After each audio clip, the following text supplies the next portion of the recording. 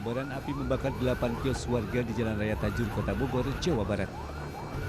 Kencangnya hembusan angin membuat api merambat cepat ke bangunan sebelahnya. Banyaknya barang yang mudah terbakar membuat api sulit dikendalikan. Bahkan bara api yang terbawa angin membakar 2 rumah warga yang tidak jauh dari kios. 4 motor milik warga pun turut terbakar. Belasan mobil pemadam kebakaran kewalahan memadamkan api.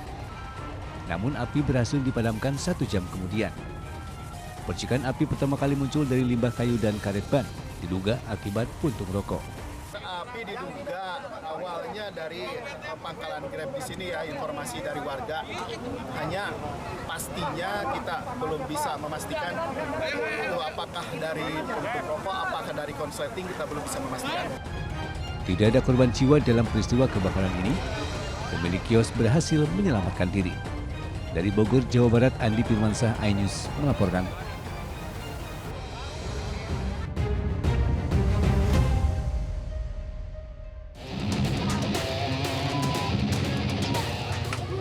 Seorang pria diamuk massa di depan lokasi pasar Minito Kampung, Sengkang, Kabupaten Wajo, Sulawesi Selatan. Video yang sempat beredar di media sosial ini mendapat sorotan tajam. Dari hasil penyelidikan polisi, pria tersebut mengalami gangguan kejiwaan. Pria yang diamuk massa ini kemudian diamankan ke Polsek Tempe untuk mencegah hal yang tidak diinginkan.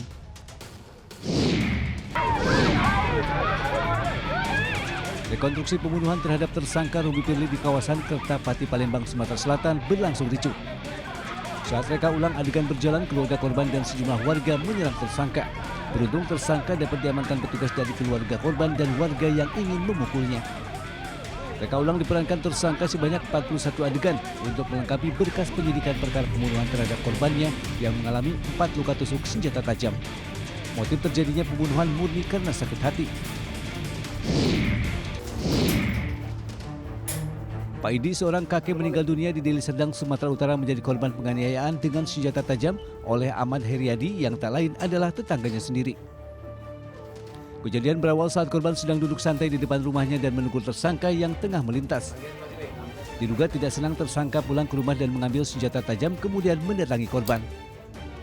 Tersangka langsung melayangkan senjata tajam ke tubuh korban hingga korban terluka di kepala dan leher.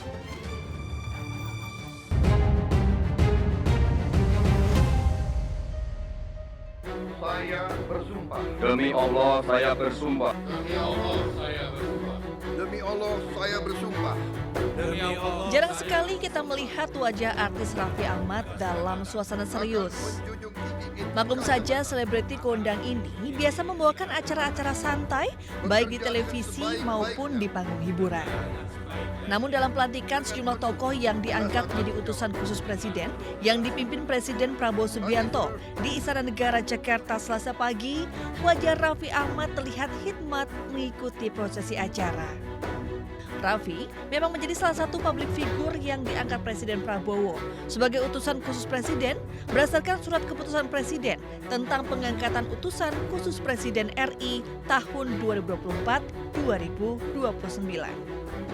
Selain Raffi Ahmad yang diangkat sebagai utusan khusus presiden bidang pembinaan generasi muda dan pekerja seni, ada juga penceramah agama Miftah Maulana Habibur Rahman atau Gus Miftah yang dilantik sebagai utusan khusus presiden bidang kerukunan beragama dan pembinaan sarana keagamaan. Sementara itu pada saat yang sama, musisi Yovie Widianto juga dilantik menjadi staf khusus presiden. Setelah dilantik, para utusan khusus presiden ini bersama menteri dan wakil menteri serta sejumlah kepala badan dan penasihat presiden akan mengikuti sidang perdana Kabinet Merah Putih. Rencananya, sidang akan digelar pada hari Rabu 23 Oktober di Istana Kepresidenan Jakarta. Tim Liputan melaporkan.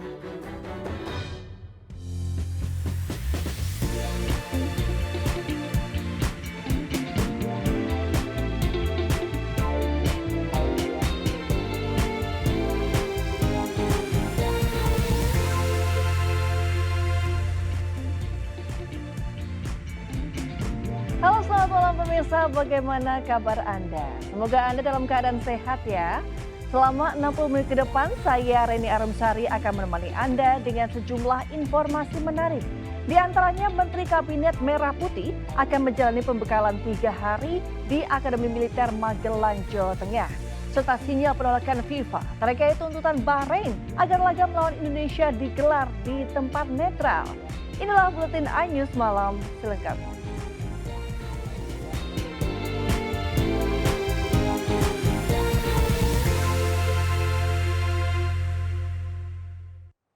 Pemirsa, polisi menangkap seorang remaja preman kampung di Semarang yang menganiaya pedagang dengan sajam. Sebelumnya pelaku berselisih dengan pedagang lantaran pedagang tersebut menolak untuk memberikan sejumlah uang.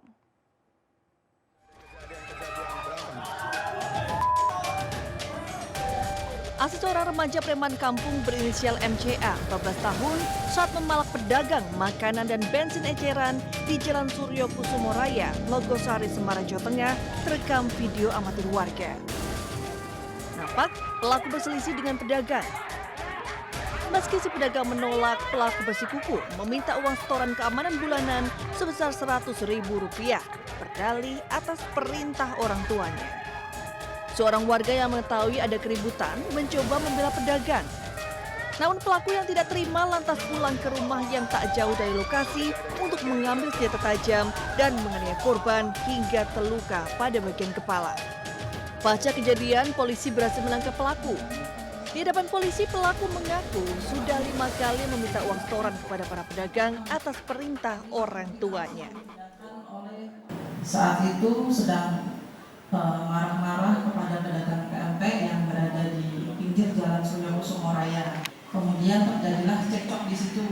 Kemudian saudara M ini pulang ke rumah mengambil sajam dan setelahnya terjadi penganiayaan. Atas perbuatannya, pelaku dijerat pasal penganiayaan dengan ancaman hukuman 5 tahun penjara. Sementara itu, polisi juga masih mendalami dugaan pemerasan yang dilakukan ayah pelaku dengan memintai keterangan sejumlah pedagang. Dari Semarang, Jawa Tengah, Kristadi, iNews melaporkan. Polisi Gadungan mengaku-ngaku sebagai anggota Jatan-Ras Polda Metro Jaya nekat mencuri 8 motor. Aksi pelaku mengincar pengemudi ojek online dengan modus antar ke lokasi dan meminjam motor korban untuk beli makan.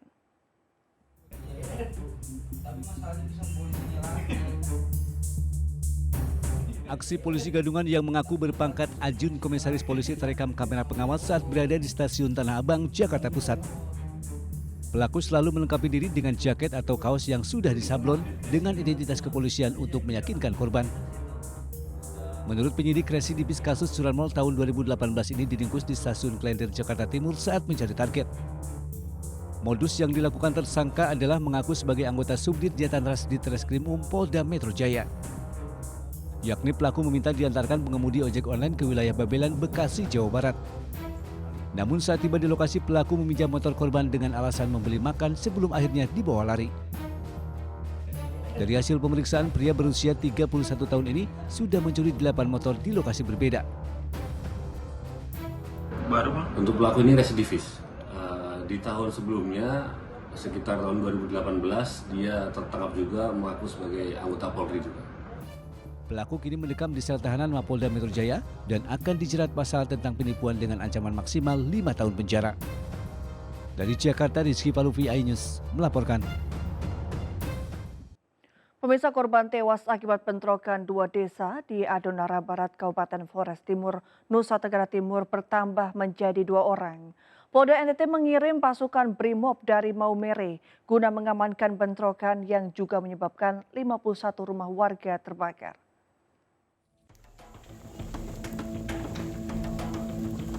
Dua orang warga dilaporkan meninggal dunia pasca konflik tanah sengketa yang melibatkan 2 warga desa, yakni Desa Bugalima dan Desa Ilepati, Kecamatan Adonara Barat, Kabupaten Flores Timur, Nusa Tenggara Timur, Senin kemarin.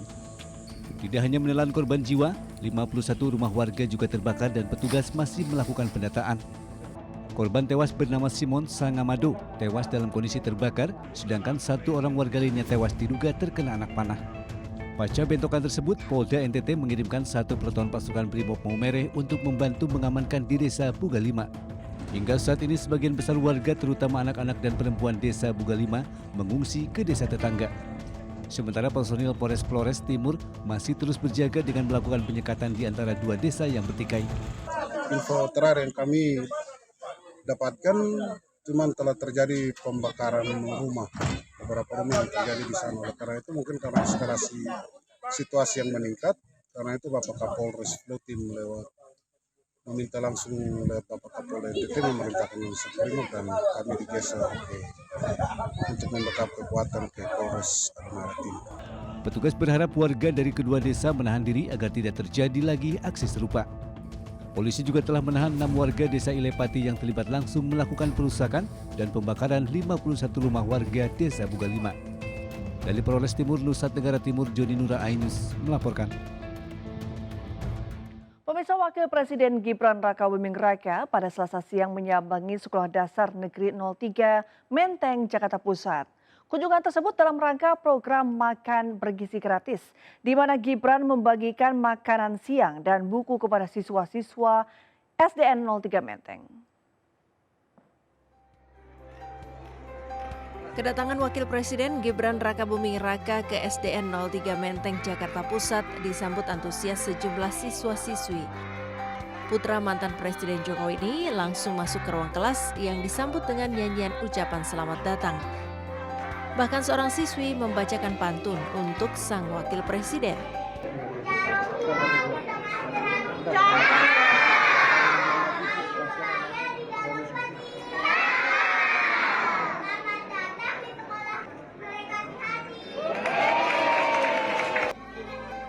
Kunjungan Wapres Gibran Rakabuming ke Sekolah Dasar Negeri ini untuk meninjau uji coba makan bergizi gratis. Selain itu, Gibran juga membagikan buku kepada siswa-siswi sekolah dasar. Sejumlah siswa mengaku menyukai menu makan bergizi gratis yang dibagikan. Para siswa pun dengan antusias menyantap makanan yang disuguhkan. Gimana makannya tadi? Enak atau gimana tadi? Enak. Oh, launya apa aja Om boleh tahu? Ayam, telur sama sayur. Sebelumnya Gibran 2 kali ikut meninjau uji coba makan bergizi gratis di Jakarta. Tetapi kali ini merupakan hari pertama Gibran meninjau uji coba makan bergizi setelah dilantik menjadi Wakil Presiden Republik Indonesia. Dari Jakarta, Stephen Patinama, Tri Julianti, iNews melaporkan. Ya pemirsa, tak lama setelah dilantik sebagai Wakil Presiden Republik Indonesia, Gibran Rakabuming Raka langsung mendatangi Istana Wapres di kawasan Medan Merdeka Selatan, Jakarta Pusat. Usai serah terima dari Wapres ke-13 Ma'ruf Amin, Gibran bersama keluarga sempat mengabadikan diri dalam sederet bingkai foto.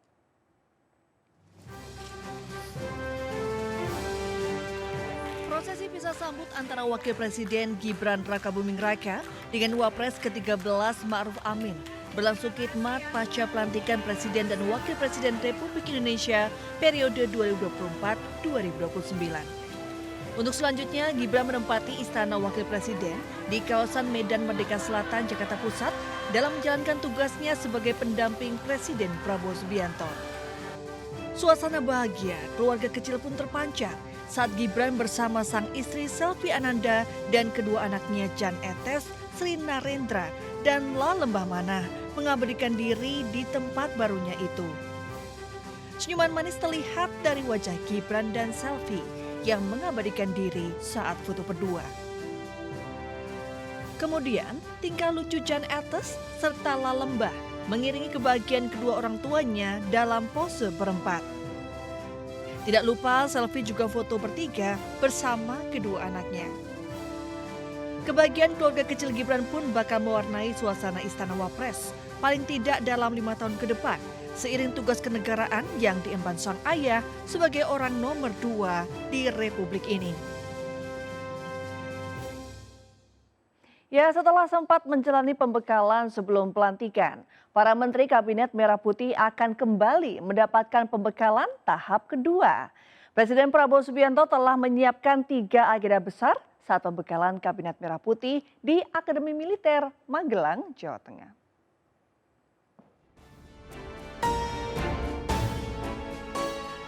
Kabinet Merah Putih selesai dilantik Presiden Prabowo Subianto pada Minggu dan Senin kemarin.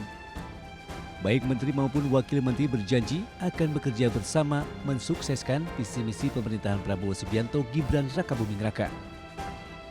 Usai dilantik, Kabinet Merah Putih langsung tancap gas bekerja membantu Presiden dan Wakil Presiden. Salah satunya dengan agenda pembekalan menteri yang akan berlangsung selama 3 hari di Akademi Militer Magelang, Jawa Tengah.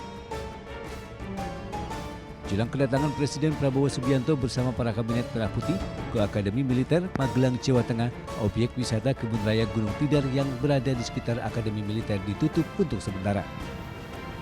Penutupan tersebut selama 6 hari dari 22 Oktober hingga hari Minggu 27 Oktober. Karena memang kami menerima himbauan untuk tutup sementara mulai tanggal 22 sampai 27 Oktober 2024. Karena ini berkaitan dengan kunjungan Presiden yang akan dilaksanakan tanggal 24 sampai tanggal 27 yang rencana agendanya akan rapat bersama Kabinet terbaru Pak Prabowo. Seperti diketahui, Gunung Tidar merupakan bukit yang berada di tengah kota Magelang yang menjadi destinasi wisata religi yang berbatasan langsung dengan komplek Akademi Militer. Dari Magelang, Puji Hartono, iNews melaporkan. Budiman Sujatmiko sempat menjadi perbincangan publik lantaran namanya tidak masuk dalam jajaran Kabinet Merah Putih yang dilantik oleh Presiden Prabowo Subianto. Namun mantan politikus PDI Perjuangan tersebut akhirnya dilantik Presiden menjadi Kepala Badan Percepatan Pengentasan Kemiskinan di Istana Negara pada Selasa pagi.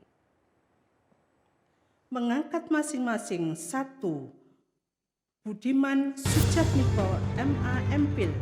Nama Budiman Sujatmiko awalnya sempat diperkirakan bakal menjadi wakil menteri dalam Kabinet Merah Putih. Pasalnya Budiman sempat hadir ke Kertanegara saat Prabowo memanggil para calon wamen pada 15 Oktober lalu. Namun namanya tidak disebutkan ketika pelantikan 56 wakil menteri pada 21 Oktober 2024. Ternyata Presiden memberi tugas mantan politikus PDI Perjuangan ini sebagai Kepala Badan Percepatan Pengentasan Kemiskinan dan dilantik di Istana Negara pada Selasa pagi. Lantas berapakah harta kekayaan mantan aktivis yang pernah menjabat sebagai Ketua Partai Rakyat Demokratik atau PRD ini? Dikutip dari laman lkhpn.kpk.id, Budiman memiliki total harta kekayaan mencapai 1,7 miliar rupiah lebih. Kekayaan itu berdasarkan laporan kekayaan penyelenggara negara LHKPN pada 29 Maret 2019 ke Komisi Pemberantasan Korupsi. Harta tersebut terdiri dari sebidang tanah dan bangunan dengan total 1,5 miliar rupiah. Serta harta bergerak yakni 2 unit mobil dengan nilai masing-masing 95 juta rupiah, 85 juta rupiah dan 9 juta rupiah. Harta lainnya senilai 25 juta rupiah, serta kas dan setara kas senilai 80 juta rupiah lebih. Dari Jakarta, Tim Liputan iNews melaporkan. Ya pemirsa, di antara jajaran menteri yang dilantik dan menjadi bagian dari Kabinet Merah Putih di bawah Presiden Prabowo Subianto dan Wakil Presiden Gibran Rakabuming Raka, terdapat 18 menteri yang merupakan lulusan universitas di luar negeri. Nah, untuk mengetahui siapa saja menteri-menteri Kabinet Prabowo Gibran yang merupakan jebolan kampus internasional, kita simak infografis berikut ini. Ya, yang pertama ada Menko Bidang Hukum, Hak Asasi Manusia, Imigrasi dan Pemasyarakatan Yusril Iza Mahendra. Beliau merupakan lulusan pendidikan doktoral Universitas Sains Malaysia. Lalu ada Menko Bidang Pembangunan Manusia dan Kebudayaan Pratikno yang merupakan lulusan S3 Political Science Flinders University.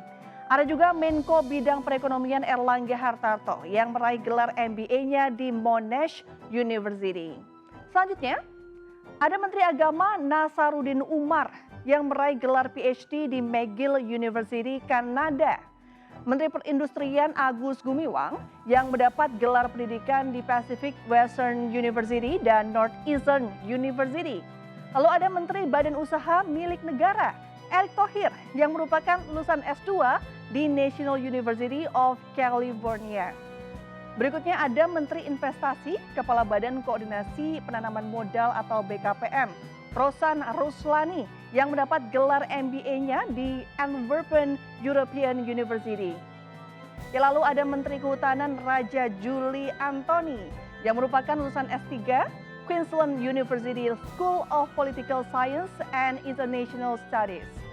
Ada juga Menteri Infrastruktur Agus Harimurti Yudhoyono yang mendapat gelar S2-nya di Harvard University, Webster University, dan Nanyang Technological University. Selanjutnya, ya ada Menteri Ekonomi Kreatif Teuku Rifki Harsha yang merupakan lulusan Military College of Vermont, Norwich University. Lalu ada Menteri Pendidikan Tinggi, Sains dan Teknologi Satrio Sumantri Brojonegoro, lulusan S3 dari University of California. Lalu Menteri Luar Negeri Sugiono yang lulus dari Norwich Military Academy. Berikutnya, ada Menteri Kebudayaan Fadli Zon yang meraih gelar S2 di The London School of Economics and Political Science. Menteri Pariwisata Widianti Putri Wardana yang mengenyam pendidikan di Pepperdine University. Lalu Menteri Komunikasi dan Digital Mutia Hafid, lulusan The University of New South Wales. Selanjutnya ada Menteri Ketenagakerjaan Yasir Lee, lulusan pendidikan doktoral atau S3 Virginia Polytechnic Institute and State University. Lalu Menteri Transmigrasi dan Percepatan Kawasan Timur Indonesia Muhammad Iftitah Sulaiman Surya Negara yang mengenyam pendidikan S2 di Webster University. Dan yang terakhir ada Menteri Pendayagunaan Aparatur Negara dan Reformasi Birokrasi Rini Widiantini yang merupakan lulusan S2 Flinders University. Ya pemirsa, kita doakan semoga para menteri jebolan universitas termuka luar negeri ini dapat menyumbangkan ide-ide besar yang bisa membawa Indonesia menjadi lebih baik.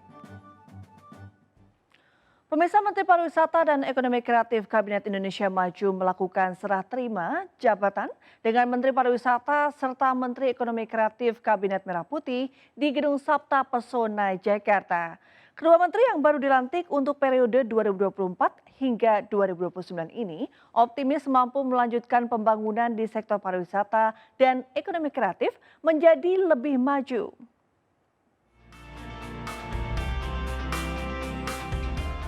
Penandatanganan serah terima jabatan dari Menteri Pariwisata dan Ekonomi Kreatif Sandiaga Salahuddin Uno mengawali proses serah terima jabatan kepada Menteri Pariwisata serta Menteri Ekonomi Kreatif periode 2024-2029. Momen serah terima jabatan ini turut disaksikan Wamen Parekraf RI, Angela Tanusudibyo, dan seluruh jajaran Kementerian Pariwisata serta Kementerian Ekonomi Kreatif di Gedung Sabta Pesona, Jakarta. Dengan adanya pemisahan bidang kedua Menteri Kabinet Merah Putih ini optimis akan membuat sektor pariwisata maupun sektor ekonomi kreatif maju lebih pesat. Ingin meningkatkan SDM di 5 destinasi prioritas ya dengan mendirikan sekolah unggulan. Dan saya mudah-mudahan itu juga menjadikan kualitas manusia di daerah tersebut lebih baik. Dengan adanya pemisahan kementerian ini kan banyak hal yang kita perlu koordinasikan dengan Kementerian Menpan RB misalnya, dengan konsolidasi internal kami sendiri terkait dengan SDM misalnya begitu. Sementara itu Menparekraf dan Wamenparekraf terdahulu turut meyakini sosok yang mengisi kursi kementerian ini mampu melanjutkan perjuangan dan menorehkan prestasi di sektor pariwisata. Saya sangat optimis capaian mereka akan jauh lebih baik dari capaian kita sekarang ini. Jadi saya positif melihat, dan dua sosok yang ditunjuk Pak Prabowo dan Mas Gibran ini adalah dua sosok yang sangat tepat, memiliki kemampuan yang sangat mumpuni. Ucapkan selamat kepada Menteri Pariwisata Ibu Widi Wardana dan juga Menteri Ekonomi Kreatif Bapak Teuku Rifki. Semoga bisa terus membawa industri pariwisata dan ekonomi kreatif semakin berjaya, menjadi tumpuan ekonomi Indonesia dan menjadi kebanggaan kita bersama. Presiden Prabowo Subianto telah resmi melantik 48 Menteri Kabinet Merah Putih di Istana Merdeka Jakarta yang siap bekerja untuk mewujudkan visi Indonesia Emas 2045. Dari Jakarta, Esra Ambarita, Rama Romadona, iNews melaporkan.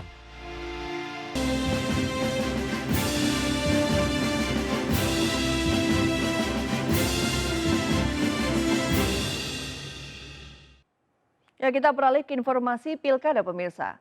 Dalam rangka Hari Raya Santri, Ridwan Kamil, calon Gubernur Jakarta nomor urut 1, menyambangi SMP Islam Manhalun Nasyiin, Jakarta Pusat. Sejumlah aspirasi terkait infrastruktur dan madrasah diniyah disampaikan langsung kepada Ridwan Kamil.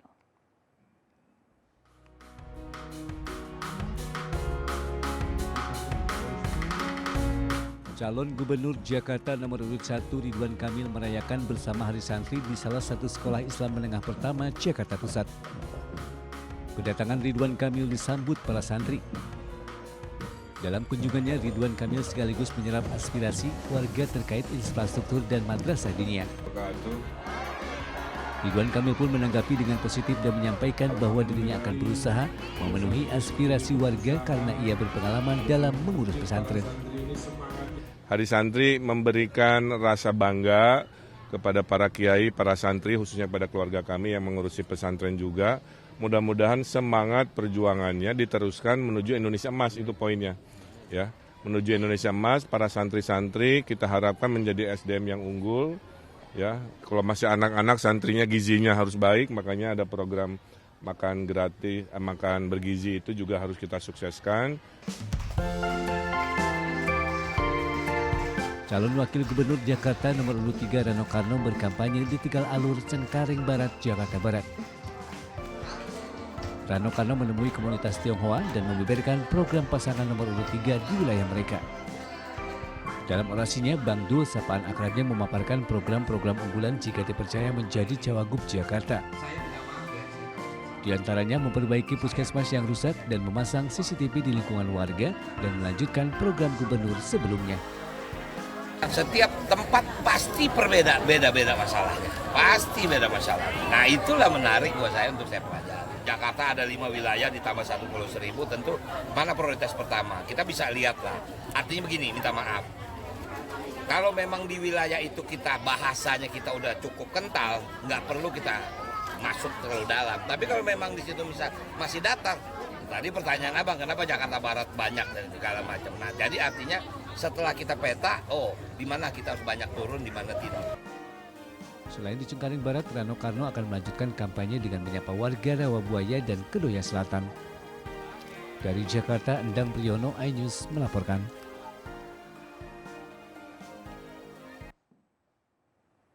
Pemirsa, calon gubernur dan wakil gubernur Jakarta nomor urut 1 Ridwan Kamil Suswono memiliki program pendidikan gratis yang bertujuan memberikan akses pendidikan merata bagi seluruh warga Jakarta. Nah, melalui program ini, pasangan Ridho yakin akan bisa menekan angka anak-anak yang putus sekolah sehingga pendidikan mereka akan terus berkelanjutan.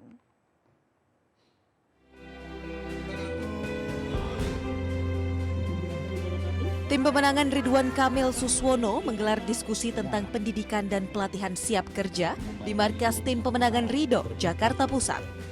Acara ini membahas program-program unggulan Ridho dalam meningkatkan kualitas warga Jakarta. Salah satunya pendidikan gratis dan merata untuk seluruh warga Jakarta. Karena kita tahu masih ada kesenjangan terhadap akses di pendidikan di Jakarta, baik khususnya untuk masyarakat keluarga miskin maupun juga yang rentan, keluarga rentan. Jadi salah satu upaya yang diberikan oleh pasangan calon kita adalah untuk memastikan tadi supaya sekolah negeri dan juga sekolah swasta itu bisa gratis untuk mereka yang membutuhkan. Kami mendukung penuh full untuk Pak RK dan Pak Suswono untuk menjadi gubernur karena program-program beliau sangat bagus, terutama di bidang pendidikan. Program kerja pasangan Ridwan Kamil Suswono dalam berbagai bidang dan perspektif diharapkan dapat menjadi solusi dan menjawab setiap keluhan masyarakat di Jakarta. Dari Jakarta, Rian Rahman, iNews melaporkan.